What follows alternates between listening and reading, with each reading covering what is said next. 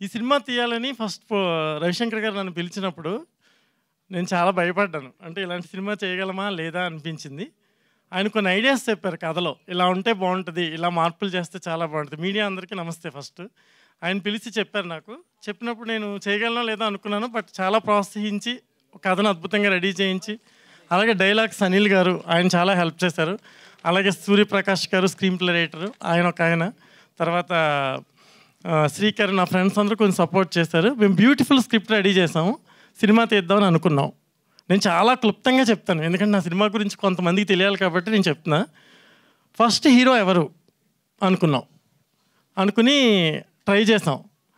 First main characters వాణి విశ్వనాథ్ గారు, వినోద్ కుమార్ గారి క్యారెక్టర్లు ఏదైతే మనం చూసామో ఆ క్యారెక్టర్స్ చేద్దామని ట్రై చేసి ఓ సూపర్ హీరో, ఇప్పుడు క్యారెక్టర్ ఆర్టిస్ట్గా ఉన్న ఒక వ్యక్తిని నేను సంప్రదిస్తే ఆయన ఏమన్నారంటే, రైతులకు నేను లీడర్గా ఉందాం అనుకుంటున్నాను. ఆ మహిళలు చేసే ఉద్యమం చూస్తే నాకు కన్నీళ్ళు వస్తున్నాయి. నాకు ఖచ్చితంగా ఈ సినిమాకి నేను చేయడమే కాకుండా ఆ మహిళలందరికీ నేను ఒక లీడర్లా నిలబడాలనుకుంటున్నాను అని చెప్పాడు ఆయన ఆర్టిస్ట్. చెప్పిన తర్వాత కథ చెప్పడానికి రమ్మన్నారు. నేను ప్రొడ్యూసర్ని తీసుకుని కథ చెప్పడానికి వెళ్ళాను. కథ స్టార్ట్ చేసిన 5th మినిట్లో ఆయన డోర్ లాక్ చేశారు. డోర్ లాక్ చేసి వెనక బయట మా వైఫ్ వాళ్ళు ఉన్నారు.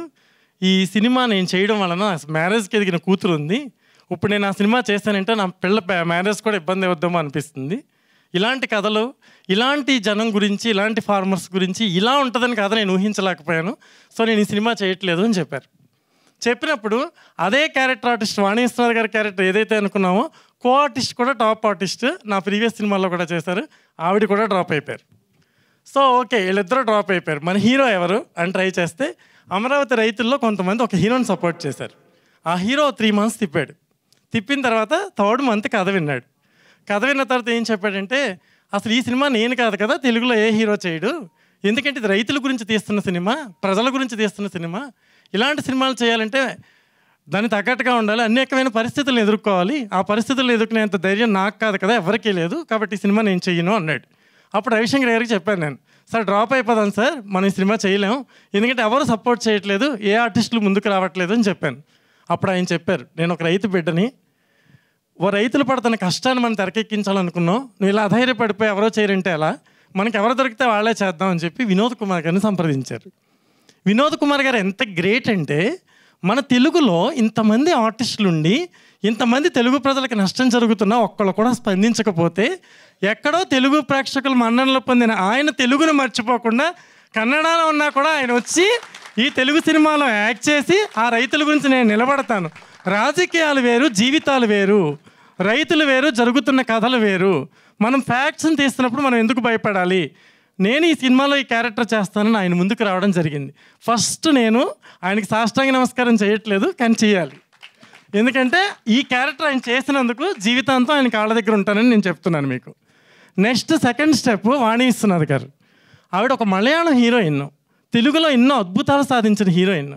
ఆవిడ ముందుకు వచ్చి రైతులు అంతలా కష్టపడుతుంటే ఆ సినిమాలో యాక్ట్ చేయడానికి నాకేంటి ప్రాబ్లం అని చెప్పి ఆవిడ వచ్చి ఎంత అద్భుతమైన కోఆపరేషన్ అంటే వినోద్ కుమార్ గారు, వాణి విశ్వనాథ్ గారు, అసలు 600-700 రైతుల మధ్యలో మేము ఈ సినిమా తీసాం.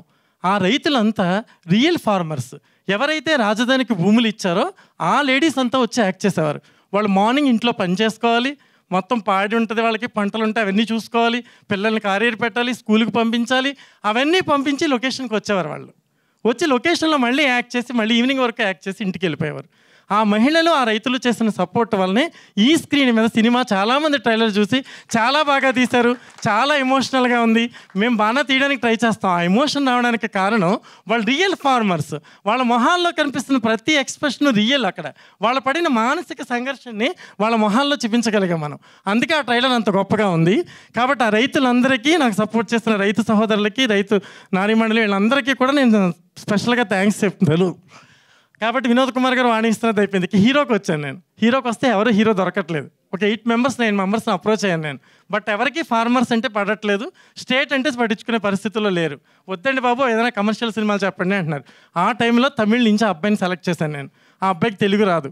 ఫస్ట్ లొకేషన్లో వాణి విశ్వనాథ్ గారు గుర్తుండే ఉంటుంది, అమ్మ నేను ఊరి నుంచి వచ్చానని చెప్పడం కూడా రాలేదు. అబ్బాయికి తెలుగు రాలేదు, తెలుగు తెలియలేదు, భయపడ్డారు అందరూ యూనిట్లో. ఎక్స్ట్రాడరీ అసెంబ్లీ సీన్లు ఉంటాయి, ఎక్స్ట్రాడరీ ఎమోషనల్ డైలాగులు ఉంటాయి, ప్రభుత్వాన్ని నిలదీసే డైలాగులు ఉంటాయి. ఇలాంటి డైలాగులు ఈ అబ్బాయితో ఎలా షూట్ చేస్తారని అడిగారు నన్ను లొకేషన్లో అందరూ. ఏం కాదు, కాలం సమాధానం చెప్పుద్ది అన్నట్టుగా కాలమే అబ్బాయికి నేర్పుద్ది అన్నాను. అలాగే నేర్చుకున్నాడు. ఎక్స్ట్రాడరీ పెర్ఫార్మెన్స్ చేశారండి ఆ అబ్బాయి. Beautiful performance. ఆ ఫార్మర్స్ ఎమోషన్ అది అంతా అతను అద్భుతంగా క్యాచ్ చేశాడు. తర్వాత నెక్స్ట్ స్టెప్ అమృత. నేను ఏరువాక పాటలో చేయమన్నాను, వద్దండి బాబు ఇలాంటి పాటలు ఇలాంటి సినిమాలు ఏమవుద్దో ఏంటో అని టెన్షన్ పడిపోయింది. కానీ నేను చాలా కన్విన్స్ చేసి అమ్మాయి బొట్టలు కూడా వేకేట్ చేసి వెళ్ళిపోయింది భయపడి. మళ్ళీ పిలిపించి మళ్ళీ ఆ పాటలో యాక్ట్ చేయించాను. అమ్మాయి బ్యూటిఫుల్గా చేసింది. అలాగే హీరోయిన్ వీణా కూడా కొత్త అమ్మాయి రాలేదు హెల్త్ ప్రాబ్లం వల్ల. ఆ అమ్మాయి కూడా చాలా బ్యూటిఫుల్గా చేసింది. డైలాగులు అద్భుతంగా ఉంటాయి ఈ సినిమాలో. మేము ఇన్ని కష్టాలు పడి సినిమా తీసింది ఒక పార్టీ కోసం కాదు. ఒక ఫ్యాన్ గుర్తు అంటే వైఎస్ఆర్సీపీ అంటారు, ఒక ఇంటి గుర్తు అంటే ఒక నాగల గుర్తు అంటే తెలుగుదేశం అంటారు, ఒక కారు గుర్తు అంటే కేసీఆర్ పార్టీ అంటారు, ఓ హస్తం గుర్తు అంటే మనం కాంగ్రెస్ పార్టీ అంటాం. నాది జాతీయ జెండా లాంటి సినిమా. జాతీయ జెండా ఎవరిదని అడిగితే ఏం చెప్తాం? జాతీయ జెండా ఎవరిది అని అడిగితే మావాడిది అంటాం. దాని కులం ఉండదు, మతం ఉండదు, ప్రాంతం ఉండదు. భారతదేశంలో ప్రతి ఒక్కడికి ఆ జెండా మీద హక్కు ఉంటుంది. అలాగే నా సినిమా కూడా జాతీయ జెండా లాంటిది, అందరికీ ఉపయోగపడే సినిమా ఇది. రైతు అంటే ఎవడకు కాదు, రైతు అంటే భూమిని దున్నేవాడే కాదు, భూమిని పండించిన తినేవాడు కూడా రైతు బిడ్డ లాంటి వాడే. ఆ ఉద్దేశంతోనే నేను చెప్తున్నాను. రవిశంకర్ గారి గురించి చెప్పాలంటే ఎన్నో రోజులు, నేను ఎక్కువ మాట్లాడుతాను అనుకోవద్దు, ఎందుకంటే మేము పడిన కష్టం మీకు తెలియాలి కాబట్టి నేను చెప్తున్నాను. చాలాసార్లు సీన్లు తీస్తున్నప్పుడు కొంతమంది రైతులకి అనివార్య కారణాల వలన ఎవరైనా ఊర్లో చనిపోయినా, ఆ ఊర్లో ఏదైనా పెద్ద ఫంక్షన్ ఉన్నా, అక్కడికి ఏదైనా పొలిటికల్ మీటింగ్స్ జరిగినా, ఈ డిస్టర్బెన్స్ జరిగినా ఆ ఊర్లో విలేజెస్కి రావడం కుదిరేది కాదు. అలా అసెంబ్లీ సీన్ తీయాలంటే కనీసం ఒక 700-800 మెంబర్స్ ఫార్మర్స్ కావాలి మాకు. బట్ ఆ ఫార్మర్స్ వస్తే కానీ షూటింగ్ చేయలేం. అలా 2 రోజులు 3 రోజులు 4 రోజులు అలా వెయిట్ చేసి ఆ సీన్ అవ్వకపోయినా అమౌంట్ ఖర్చు అయిపోయినా కూడా పర్వాలేదు, అనుకున్న ఎఫెక్ట్ రావాలని మళ్ళీ ఆ రైతులు 700 మంది సమీకరించే వరకు సుధాకర్ గారు, నరేంద్ర గారు ఇలా చాలామంది బ్యూటిఫుల్గా సపోర్ట్ చేశారు మాకు. వాళ్ళందరూ మళ్ళీ ఆ రైతులు ఒరిజినల్ రైతులు వచ్చాక మాత్రమే మేము షూటింగ్ చేసేవాళ్ళం. అలా ఆయన ప్రొడక్షన్ విలువలు కూడా ఎంతో పెంచి, డబ్బు కాదు మనం ముందు రైతు పెట్టిన ఇంచు భూమి కూడా ఆయనకి లేదు. ఆయన సినిమా చేయడానికి కారణం కేవలం రైతుల మానసిక సంఘర్షణ ప్రజలకు తెలియాలని. ఈ రైతుకు సంబంధించిన సంఘర్షణలో ఏ క్యారెక్టర్లు ఎలా ప్రవర్తించినాయో కళ్ళకు కట్టినట్టు ఈ సినిమాలో చూపించడం జరిగిందండి.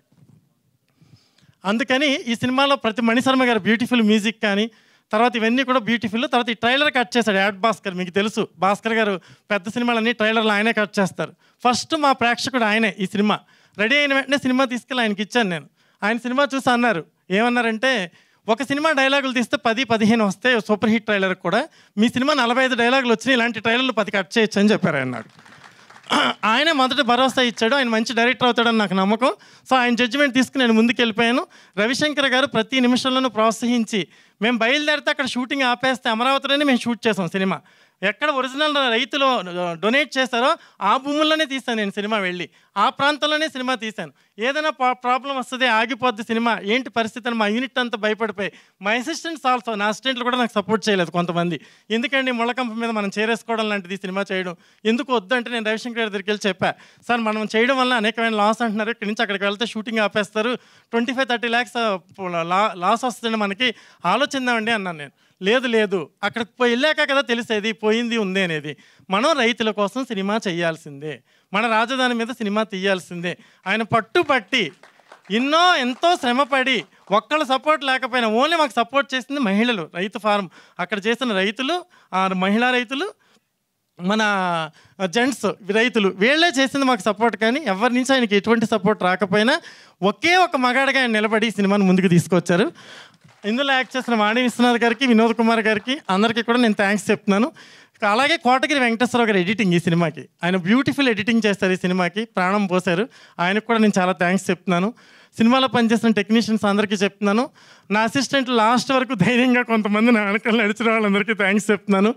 ఇప్పుడు నేను యాక్చువల్గా చెప్పబోయేది ఏంటంటే, ఈ సినిమా పొలిటికల్ సినిమా కాదు. ప్రతి వెబ్సైట్ కానీ, ప్రతి యూట్యూబ్లో కానీ, ప్రతి చోట కానీ చాలామంది దిస్ ఈజ్ పొలిటికల్ ఫిల్మ్ అని చెప్తున్నారు. నాది సినిమా పొలిటికల్ ఫిల్మ్ అని చెప్పే అంశం నేను ఏది సినిమాలో చూపించలేదు. ఒక ఇన్సిడెంట్ జరిగింది, ఒక యథార్థ సంఘటన జరిగింది. రైతులు భూములు ఇచ్చారు, ఆ రైతుల యొక్క మానసిక సంఘర్షణ మనం ఒక ఇంచు భూమి ఇవ్వడానికి కూడా ఆలోచించాం. వాళ్ళు కొన్ని వేల ఎకరాల భూములు ఇచ్చి వాళ్ళ జీవితం ప్రశ్నార్థకమైపోయి ఏం చేయాలో అర్థం కాక కన్నీటితో అక్కడ కూర్చున్న వాళ్ళని వాదార్చడానికి ఒక చెయ్యి కూడా వెళ్ళలేదు. అలాంటి వాళ్ళ కోసం సినిమా తీస్తే పొలిటికల్ సినిమాని ఎలా మాట్లాడతారు దీన్ని? This is not a political film, this is a public film. ప్రజల చిత్రం ఇది, ప్రజల సినిమా, జనం సినిమా ఇది. ఇంకొకసారి ఎవరైనా పొలిటికల్ ఫిల్మ్ అని రాస్తే వాళ్ళ వెనకాల ఉన్న తాత ముత్తాతలు వాళ్ళందరికీ వెళ్ళి మన ఫార్మర్స్ కాదా అనేది ఒకసారి ఆలోచించుకుని రాయండి ప్లీజ్ దయచేసి. ఇది ప్రజా ప్రయోజనం కోసం తీసిన సినిమా కాబట్టి మీ అందరికీ నేను థ్యాంక్స్ చెప్తూ, మరిన్ని పేర్లు నాకు సపోర్ట్ చేసిన వాళ్ళ పేర్లు నేను మిస్ అయ్యి ఉంటే క్షమించండి. సీజీ వెంకీ, సీజీ చాలా బాగా చేశాడు, ఆయన బాగా సపోర్ట్ చేశాడు. ఇలా కొంతమంది వ్యక్తులు నా వెనకాల ఉండి నన్ను ముందుకు నడిపించారు. కెమెరామెన్ రమేష్, ఆయన చాలా న్యాచురల్గా తీశాడు. లైట్స్ ఎక్కడ వాడలేదు, మేము ఇంటీరియర్స్ కూడా మేము లైట్స్ వాడలేదు, బయట పబ్లిక్లో కూడా లైట్స్ వాడలేదు. పబ్లిక్ అలా రైతులు వచ్చి నిలబడితే మేము షాట్ పెట్టాలి, వాళ్ళు వెళ్ళిపోతే కెమెరా తీసేయాలి. సో ఇటువంటి సిచ్యువేషన్స్లో మనం లైట్స్ని ఇలాంటి అన్నింటిని విపరీతంగా వాడి ఆ సినిమాని తీయడం చాలా క్లిష్టమని కెమెరామెన్గా ఆయన్ని సెలెక్ట్ చేయడం జరిగింది. ఆయన బ్యూటిఫుల్ ఫోటోగ్రఫీ చేశాడు. ఆ ఫోటోగ్రఫీ వల్లనే మనకి ఆ సినిమా చూస్తున్నప్పుడు కూడా చాలా న్యాచురల్గా అనిపిస్తుంది. ఇక మణిశర్మ గారి మ్యూజిక్ బ్యూటిఫుల్. డైలాగుల గురించి చెప్పాలంటే అనిల్, ఆయన తెలంగాణ అబ్బాయి బేసికల్గా, అతను ఆంధ్ర గురించి అంత అద్భుతమైన డైలాగులు రాస్తారంటే ఒకసారి ఆలోచించండి ఆ సమస్య ఎంతవరకు ఉందో ఎంతవరకు తెలిసిందో. అతను బ్యూటిఫుల్ డైలాగులు అందించాడు. నాకు బాగా నచ్చిన డైలాగ్ ఒకటి ఉంది. ఆడవాళ్ళు ఉద్యమంలోకి వచ్చినప్పుడు ఆయన చెప్తాడు, ఆయన రాశాడు ఒక డైలాగ్ ఏమనంటే, తెలుగింటి సాంప్రదాయం ప్రకారం ఆడపిల్ల గడప బయట కూర్చోవాలి, ఊయాల్లో బిడ్డను జోకొట్టే ఆడది ఉద్యమంలోకి వచ్చి జై కడితే ప్రళయం కాక ఇంకేంటి అని చెప్పి ఒక డైలాగ్ రాశాడు. ఇలాంటి డైలాగ్స్ ఎన్నో, కొన్ని వందల డైలాగ్స్ ఉంటాయి ఈ సినిమాలో. బ్యూటిఫుల్ డైలాగ్స్ ఉంటాయి. ఇది ప్రజల సినిమా, రైతుల సినిమా, మన సినిమా, మనందరి సినిమా. ఈ సినిమాని ఏ వర్గం సినిమాయో ఏ ఒక్కరి సినిమాయో అనకుండా మనందరి సినిమా అని చెప్పి మీరు అందరూ ఖచ్చితంగా చూసి ఫిబ్రవరి 15 రిలీజ్ అవుతుంది. మీరందరూ మమ్మల్ని ఆశీర్వదించాలని, మమ్మల్ని అందరినీ ఈ ప్రయత్నం చేస్తున్నందుకు నిర్మాతని మమ్మల్ని కొంచెం సపోర్ట్ చేస్తూ మీరు ఈ సినిమాని మరింత ముందుకు తీసుకెళ్తారని మీడియా సోదరులందరికీ నేను చేతులెత్తి నమస్కరిస్తూ సెలవు తీసుకుంటున్నాను. Thank you very much.